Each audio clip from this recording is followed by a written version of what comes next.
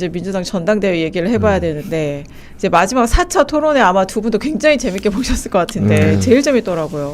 근데 어쨌든 링 밖에서도 장외전이 오늘까지 이어졌어요. 막 붕어 IQ 얘기, 뭐 김민석이 시켰냐 이런 얘기 막 주고받았는데 정청래 후보가 어제 이제 자신의 유튜브 채널에서 송영길 후보의 그 붕어 발언 또 저격하는 얘기를 했습니다. 그 영상 준비했으니까요. 잠깐 보시죠. 송영길 후보 있잖아요. 한 가지 좀 얘기해야지. 혹시 뭐 이렇게 열심히 하셔서 저를 욕하셔서 뭐 장관으로 가는데 도움이 됐다면 다행이고요. 저는 그렇게 될 것 같아요. 이번 전당대회 때 송영길 후보가 기여한 바가 크지 않습니까? 그래서 장관으로 가면 아마도 외교부 장관, 통일부 장관으로 갈 것 같은데 제가 외통위원입니다. 청문회를 제가 할 수 있습니다. 저한테 좀 잘하세요. 청문회 통과하고 싶으면. 아셨습니까? 그만 합니다. 항상 이렇게 외나무 다리에서 만나게 돼 있어요. 그러니까 너무 험하게 붕어 IQ라니 그런 말이 어디 있어요 도대체. 송영길 후보 그 아들 딸도 있지 않습니까? 아들 딸 보기 때문에 그렇지 않습니까? 그러니까 참고로 오늘 송영길 후보는 그러니까 그 붕어 IQ 발언에 대해서는 같은 당 동지에게 쓸 단어는 아니었다, 과했다 사과는 했어요. 근데 아무튼 어제 정청래 후보는 저런 얘기를 한 겁니다. 송영길 후보가 기여한 바가 크지 않냐? 끝나고 전대 끝나고 장관으로 갈 수 있을 것 같다. 내가 그럼 인사청문회 때 좀 해볼게요. 농담이지만 저런 얘기를 했는데 저거 사실은 대통령 들으라고 한 얘기 아니에요? 장관 임명권자 누구예요? 대통령이잖아요. 송영길 후보가 가고 싶다고 가십니까 그게? 대통령이 임명하는 거에 대해서 본인이 뭐 딴지 거는 거예요 지금? 그럼 송영길 후보는 뭐 대통령 시켜서 뭐 지금 나와서 저런 역할을 한다 이런 구도로 또 짜는 거 아니에요? 결국 대통령과 또 대척점에 서는 거 아닙니까? 뭐 좀 항상 보면은 이제 정치학에서 뭐 갈등이 어느라 그러는데 우리 편은 핍박받고 있어. 뭔가 좀 피해자야. 저쪽은 가해자야. 그래서 내가 두드려 맞고 있으니까 나를 지켜주세요. 그러면 우리 편은 결집하지만 저기는 철저한 적이 되잖아요. 국민의힘한테를 그렇게 쓰라고요. 국민의힘한테는 내가 봐주겠다고. 내란 종식. 예? 근데 왜 그걸 대통령한테 쓰냐고요, 그 기술을. 요 얘기는 국민의힘한테도 하지 마. 요 얘기는 근데 국민의힘에서 나올 법한 얘기잖아요. 그러니까요. 관전평. 송영길 후보. 아니, 이거 완전히 다 국민의힘, 그냥 당정만 국민의힘으로 바꾸면 똑같아요. 뭐, 나중에 청문회에서 봅시다. 그러니까요. 이런 것도 그렇고, 나한테 잘하세요. 안 그러면 통과 못 해. 대통령 보시죠. 대통령 시킬 거잖아요. 이런 거 다. 근데 이제 이걸 보면서 뭐 붕어 IQ도 그렇고, 붕어 IQ도 적절하지 않은 말이잖아요. 그리고 정청래 후보가 저렇게 말씀을 하시는 거 보니까 이미 감정적인 앙금이 상당히 쌓였다. 그런 게 느껴지고 이제 정청래 후보는 뭐 돌이킬 수 없는 지경에 이른 것 같아요. 왜냐하면 이번에 이 장관 이거는 당신이 공을 세웠으니까 그분한테 장관 잘 보여왔으니까 이제 장관 지명 받겠네. 혹은 이거 출마하면서 약속받은 거 아니야? 그런 캐릭도 읽힐 수 있고 이런 문제 제기가 깔려 결국 있는 이 수도 모든 있죠. 상황의 배후에 이재명 대통령이 있다는 거 우리 사실은 저는 그렇게 생각해요. 그러니까 야당의 시각, 국민의힘 시각이라니까요. 그 실제로 야당의 시각뿐만 아니라 민주당 내부에서도 많은 분들이 그렇게 생각하잖아요. 이재명 대통령이 정청래 애초에 그 지방선거 끝난 다음부터 나와서 이 선거를 승리로 규정할지 패배로 규정할지부터 해서 뭐가 아쉬웠던 점을 얘기를 하고 거기에 대해서 정청래 후보가 당시 대표 시절이죠. 뭐 정권은 짧고 국민은 영원하다 얘기하면서 서로 치고받고 하면서 김민석 후보를 사실상 명픽 당대표 후보로 찍어서 내려보내고 그거를 정확하게 나는 김민석 후보를 지지합니다라고 얘기만 안 했지 다들 그렇게 생각을 한단 말이에요. 그거를 정청래 후보는 있는 그대로 이제는 그냥 표현하기 시작한 것 같아요. 이제까지는 내가 이재명 대통령을 지키겠습니다. 말로는 그렇게 했어요. 근데 이제 그 말도 안 하기 시작했어. 이제 그만큼 이젠 볼장 다 봤다는 얘기죠. 이재명 이름 세 글자를 잘 얘기를 안 해요. 공개적인 자리에서. 잘못하면 이명박으로 얘기하거든. 그래서 얘기를 안 하는 거야. 어쨌든 놀라운 건 뭐 류재하 변호사 말씀하신 것처럼 생각은 할 수 있습니다. 민주당 내에서 그렇게 생각하는 분들이 있을 수 있죠. 근데 생각을 하는 거라 그 생각을 내심을 저렇게 입 밖으로 내는 거는 완전 다른 문제죠. 그리고 제가 이제 부탁하고 싶은 것이 대통령을 여당도 견제하고 비판할 수도 있어요. 네. 그게 여당의 역할일 수 있습니다. 뒷받침도 해야 되지만 레드팀이 될 때도 그럼요. 있어야 됩니다. 그럼요. 근데 진짜 레드팀이 되려면은요. 막연하게 비토하면 안 되고 아주 실력 있는 사람이어야 돼요. 레드팀은 실력이 출중해야 돼요. 대통령보다도 통찰력이 더 뛰어나야 됩니다. 그게 회사에서 우리 레드팀 누가 합니까? 제일 똑똑한 사람이에요. 제일 능력 있는 사람이 레드팀 한다니까. 그게 레드팀이 그냥 헛방으로 하면은 이 회사에 도움이 안 돼요. 그러니까 후보들이 토론회 준비할 때 그 상대팀 역할 하는 사람 실력자를 제일 신뢰하는 데려와야 사람이에요. 이게 트레이닝이 되는 네. 거죠. 그럼 정청래 후보가 그래 대통령이 뭔가 잘못 가고 있대. 뭔가 이 마음에 안 드는 것 같고 당원들도 좀 불만이 있고 코어 지지층이 빠지고 있고 어쩌고 유시민 작가의 말을 받아가지고 그렇게 할 것 같으면 본인이 정책적으로 대통령이 가고 있는 방향 부동산이 됐든 뭐 레버리지 ETF가 됐든 뭐든 간에 이거에 대해서 디테일하게 이거는 이렇게 가야 됩니다. 라는 대안을 제시하면서 얘기를 해야 되는데 국민의힘이 대통령 비난하는 수준하고 똑같은 정도밖에 안 돼요. 그거에도 못 미쳐. 그리고 그래, 국민의힘이 그거보단 잘해요. 그리고 그 역할을 할 시간이 충분히 있었죠. 1년 동안 네. 당대표 하면서. 예, 그러면서 맨날 뭐 자기가 두드려 맞고 있고 100대 0으로 맞고 있고 뭐 피해자다 지켜주세요. 이런 얘기만 하니까 아니 본인이 잘했는데 두드려 패냐고요 사람들이. 비판할 점 있으니까 비판하는데 그걸 맨날 뭐 패널들 중에 내 편 드는 사람 아무도 없고 어우 저 정말 복잡 터질 것 같아요 정말. 그러니까요. 아무튼 그래서 이 팀 정청래에 이번에 전당대회 임하는 모습은 이게 점점 왜냐하면 김민석 후보는 이제 후반에 갈수록 그러니까 통합 얘기를 하기 시작을 했잖아요. 네. 그리고 김어준의 겸손임대다 뉴스공장에 나와서도 다음 날이면 정청래 후보가 내가 정치 1, 2년 한 사이도 아니고 다음 날이면 풀린다라고 얘기를 했는데 정청래 후보는 즉답을 하지 않았잖아요. 그 질문 받았을 때도 4번이나 거듭해서 물어보니까 이제 겨우 얘기를 했는데 근데 어쨌든 이 팀 정청래의 행동이나 정청래 후보의 입에서 나오는 말을 보면 확실히 이것은 승자의 언어는 아닌 것 같다. 그렇죠. 그런 저는 생각도 들어요. 김민석 후보가 이변이 없는 이상 저는 이길 거라고 봅니다.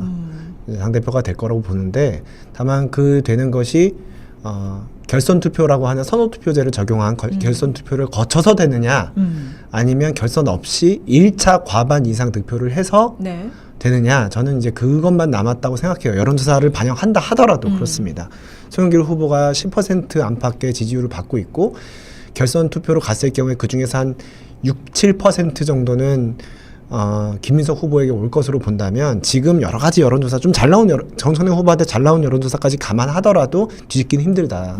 그렇게 판단을 하고 김민석 후보는 그렇기 때문에 이제 좀 그 전대 이후를 염두에 둬서 좀 통합 행보를 보이는 것 같은데 정청래 후보는 이미 너무 마음이 서운하죠. 앙금이 너무 쌓였죠. 약간 누구한테 부정 쌓였냐면 김민석 후보한테 얘기라고. 쌓인 게 아니고 대통령한테.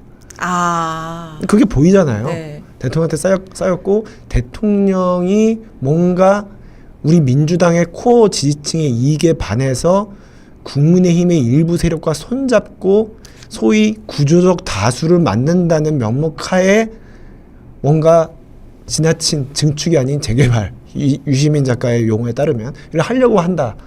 그리고 그 과정에 나를 완전히 핍박하고 버렸다. 그리고 그 과정에 온갖 용역 친명 용역 평론가라고 불리는 그런 사람들 온갖 그 레거시 미디어들이 다 나를 적대시했고 네. 나는 그래서 피해자다. 이런 생각 실제로 하시는 것 같아요. 네. 그러니까 너무 서운하지 대통령한테. 이게 같은 편으로 게다가 심지어 송영길 후보는 대통령의 매운맛 순한 맛이 있다면 순한 맛이 김민석 후보고 뭐 매운맛은 송영길 후보인데 송영길 나한테 붕어 IQ래. 얼마나 모멸감을 느껴요. 네. 아니 근데 근데 그건 정청래 후보가 명백하게 거짓말을 그 노사모 그러니까, 건과 이 당정청 선거 그러니까 조의를 통해서 선거 승리를 규정했다. 이거는 거짓말 한 거잖아요. 거짓말했다고 하면 본인이 되지. 당정청이 송영길 후보가 그렇게 표현한 것은 과했죠. 근데 그 정청래 후보가 아니 이렇게까지 말 바꾸기 거짓말 논란을 일으키면서까지 가는 게 전 진짜 이해가 안 되더라고요. 우리 아니, 증거가 있는데. 아니, 그러니까 우리 유지아 변호사님이 정청래라는 정치인을 해석할 때 그 감정으로 움직이는 사람이 아니에요. 그 사람은 그 자기를 누가 비난하고 욕을 하잖아요. 10분 활용합니다. 좋아해. 좌양분으로 삼을 수 있거든요. 무관심이 정치인이 제일 안 좋은 거라 그러잖아요. 네. 자기를 누가 까지도 않아. 그러면 그냥 사라지는 거예요. 근데 자기를 자꾸 누가 비판하고 막 그러면 네. 내란 세력들이 나를 비판한다. 내가 제일 무서운가 봐요. 뭐 이런 식으로. 그러니까 늘 적이 있어요. 네, 적이 없으면 정치를 못하는 사람이에요. 항상 적이 있어야 돼. 그러니까 누가 뭐 예를 들면 저 송영길 후보가 저렇게 심한 말 해줬다. 마음속으로 반가워한다니까요. 좋았어. 여러분 아, 오늘 이런 아이템 인격모독 해서 생겼다 되겠습니까? 이런 거예요? 네, 네, 그런 거예요. 또 자기 지지층 결집시킬 수 있는 재료를 만든 거예요. 근데 여러분 생각해 보시면 여당 대표 되게 하기 쉽거든요. 야당 대표하고 달라요.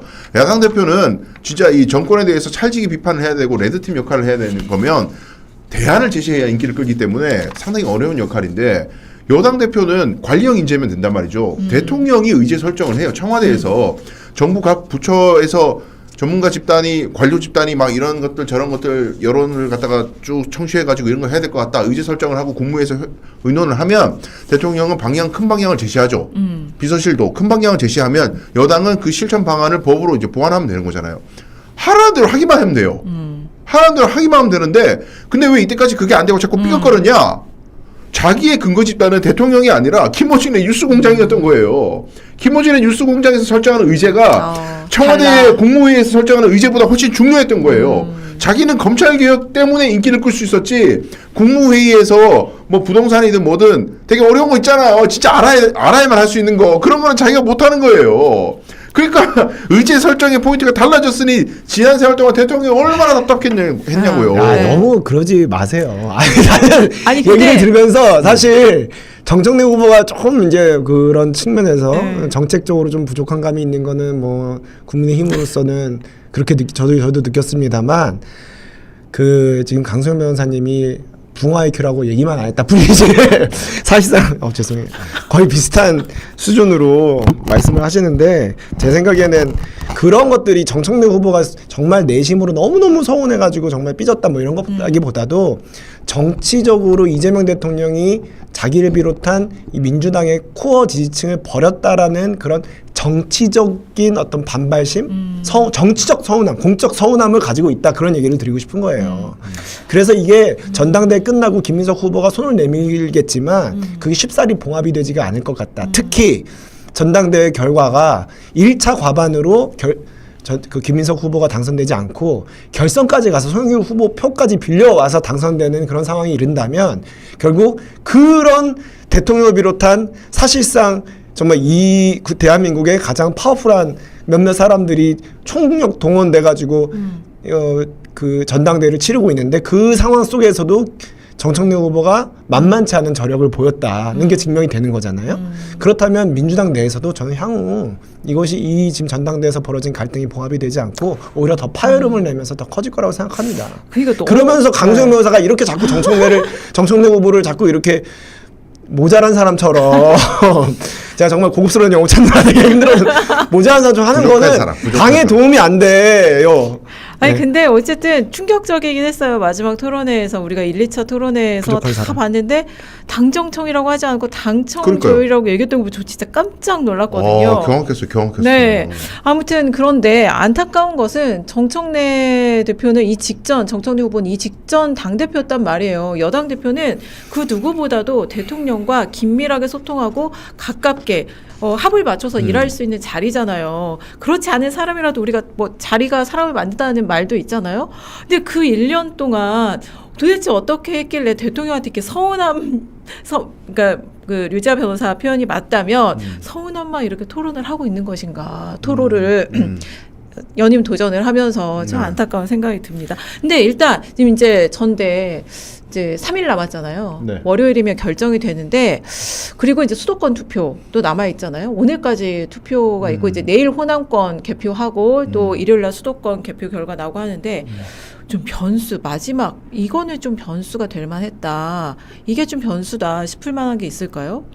오늘 제가 방송을 쭉 네. 하면서 언론사들이 잡은 변수는 자꾸 투표를 얘기하시더라고요. 아, 호남 투표율 30%대인 너무 거예요? 낮다. 예상보다 낮기 때문에 네. 김민석 후보가 불리한 거 아니냐.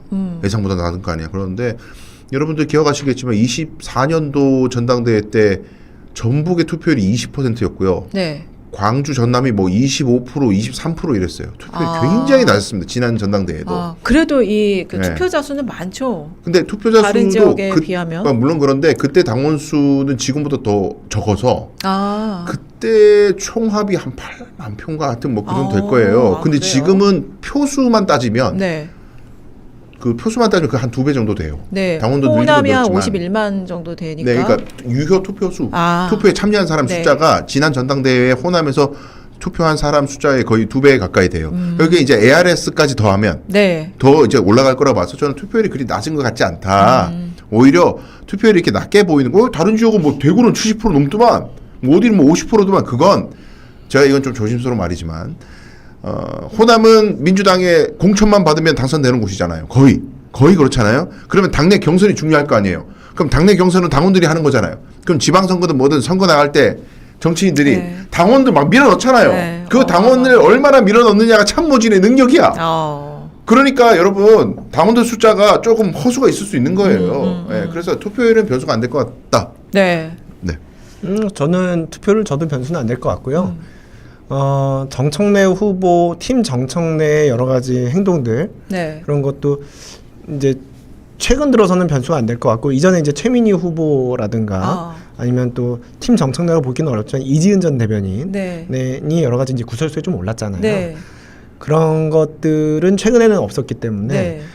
변수라고 한다면 이재명 대통령의 떨어지는 지지율 오늘 그 예. 처음으로 데드크로스 한국갤럽 정기 예, 예. 여론조사에서 그 이재명 대통령 국정수행 지지율이 네. 긍정평가가 부정평가보다 낮았습니다. 그렇습니다. 그러니까 그러면 왜 자꾸 이재명 대통령의 국정 지지율이 떨어지는지에 대한 판단이 중요한데 김민석 후보는 아마 당내에서 자꾸 이렇게 대통령 발목 잡고 자기 정치하고 대통령 일을 못하게 하니까 이렇게 떨어지지 않냐 이렇게 할 거고 정청래 후보 쪽에서는 대통령이 당 목소리를 좀 들어야 되는데 코어 지지층을 외면하고 자꾸 국민의힘 사람들이랑 뭘 자꾸 하려고 하고 이러니까 그게 그 국정 동력 상실로 이어지는 거 아니냐 이제 이렇게 판단을 할 것 같아요. 근데 그 어느 쪽 판단을 민주당 당원들이 더 신뢰하는지 에 대해서 따라서 저는 이제 좀 결과가 달라질 것 같은데 제가 보기에는 어쨌든 대통령 지지율이 떨어지는 거는 김민석 후보한테는 좋은 일은 아닙니다.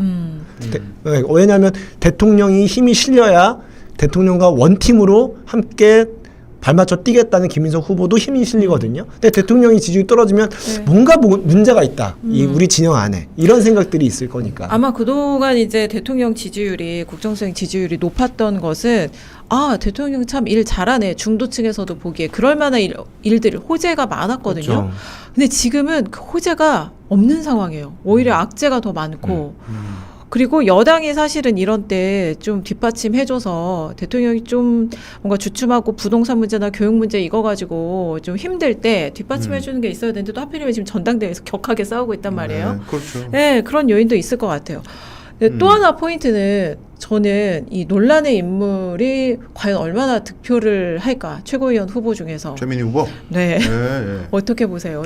호남과 수도권이 특히 호남 이 당원들이 심판을 할 것이냐 궁금하거든요. 근데 이제 그 두 가지 점이 있는데 서미아 후보가 굉장히 약진할 거예요 호남에서. 그렇죠. 서미화 후보가 1위는 서미아 후보입니다. 고향이 제가 보기에. 또 네, 호남이죠. 그리고 이제 말씀하실 때 사투리 쓰시잖아요. 네네. 그게 소구력이 엄청나요. 그럴 것 거기서. 같아요. 네. 이거는 마치 국민의힘에서 이제 PK나 TK 출신 의원들이 막 그 정만 가면 사투리로 얘기하는 네. 거나. 근데 그거하고도 좀 더 훨씬 더 위력적인 게 이 또 이제 호남 입장에서는 이제 차별의 역사인데 대한민국 제도권에 있는 정치인이나 법조인이나 뭐 하여튼 그럴듯한 뉴스에 나오는 마이크 잡은 양복 입은 사람들 마이크 잡는 사람들 말씨가 경상도 말씨가 많아요.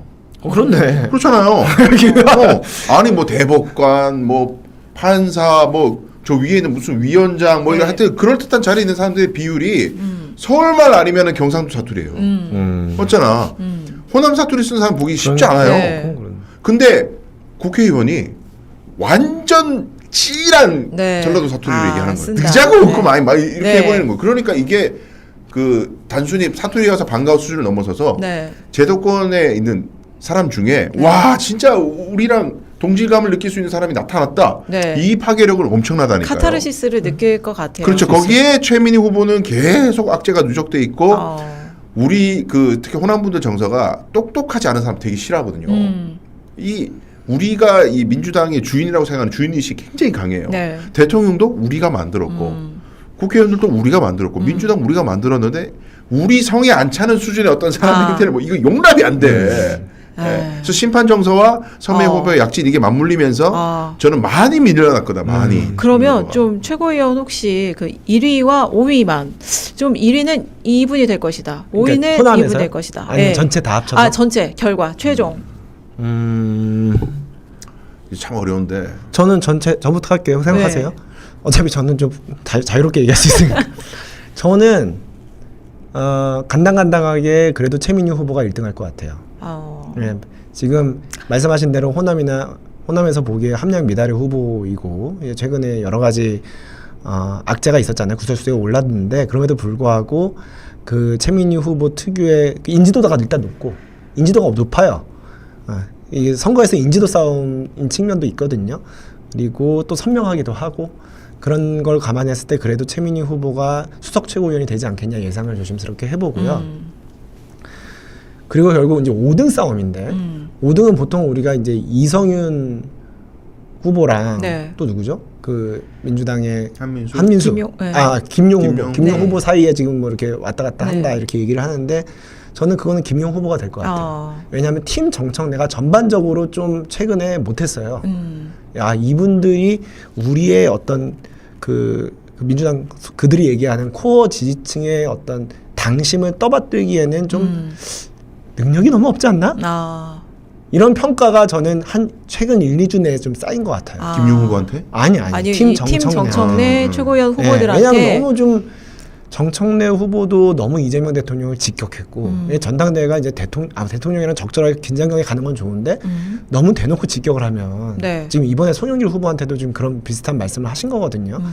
그게 좀 문제이고 뭐 아까 얘기했던 이지은 전 대변인 볼콕 논란 뭐 또 사진 자른 거 그리고 또 최민희 후보 막 오마이뉴스 취재 네. 그거 못하게 만든 거 이런 것까지 하면은 이게 팀 정청래에 대한 전반적인 평가가 좀 안 좋아졌을 것 같고 그 덕분에 김용 후보가 5등에 들었을 것 같다. 그러니까 아까 이제 당 대표는 김민석 후보가 어쨌든 될 것 같다 네. 얘기하셨고 최고위원 그러니까 1등 수석 최고위원 자리는 그래도 최민희 후보가 될 것 같다. 하지만 문 닫고 들어가서 과반을 차지하는 건 김용 후보가 네. 들어가서 이른바 팀 이재명이 팀 이재명, 팀 김민석 아니고 팀 김민석, 팀 팀 이재명이 이제 과반을 너무 차지할 정리하는데. 것이다. 네. 제 예상해 볼까요? 저는 시종일관 4대1 얘기했었거든요. 4대1. 네. 최고위원 선출직 5명 중에 네. 4명이 이제 친명계로 분류되는 네. 분이고 한 명이 친청계로 분류되는 분이 될 것이다. 그 한 계속 명은 그렇게- 최민희 후보고. 근데 그게 이제 쟁점인데 네. 저는 간당간당해요. 한민수 최민희가 간당할 거라고 봐요. 왔다 갔다 하고. 왜 제가 이런 말씀드리냐면 지금까지 전당대회 호남표가 나오기 전에 전당대회표 다 합쳐봤자 호남표한테도 안 돼요. 숫자가 적어요. 네. 적은데 추세선으로 첫 투표 때부터 지금까지 계속 내려와요. 최민희 후보가. 계속 내려오는 추세고 호남 분들의 분노는 집결돼 있어요. 특히 호남, 전남, 네. 광주 여기에 분노는 굉장히 커. 어. 그래서 이거는 이때까지 있었던 순위는 거의 중요치 않아요.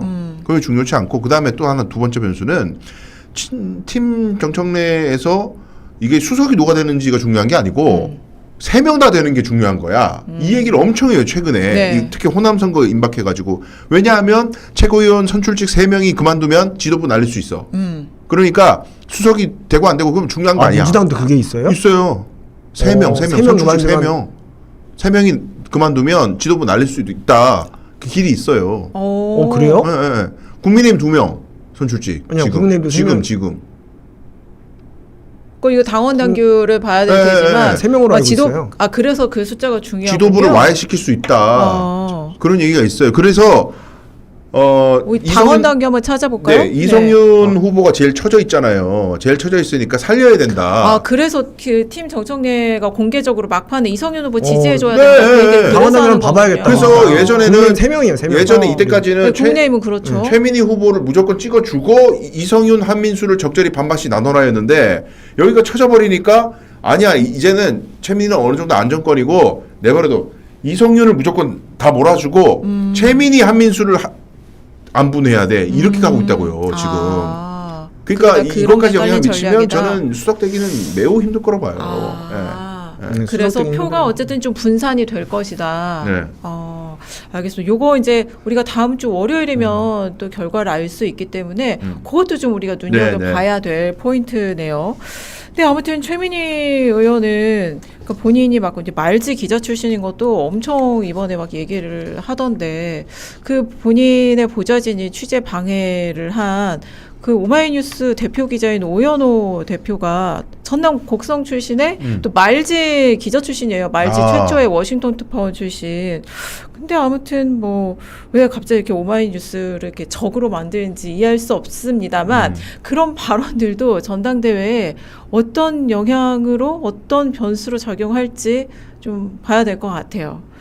자, 두 분의 예측 맞는지 저희가 월요일에 네. 한번 네, 보겠습니다. 네. 맞을 거예요.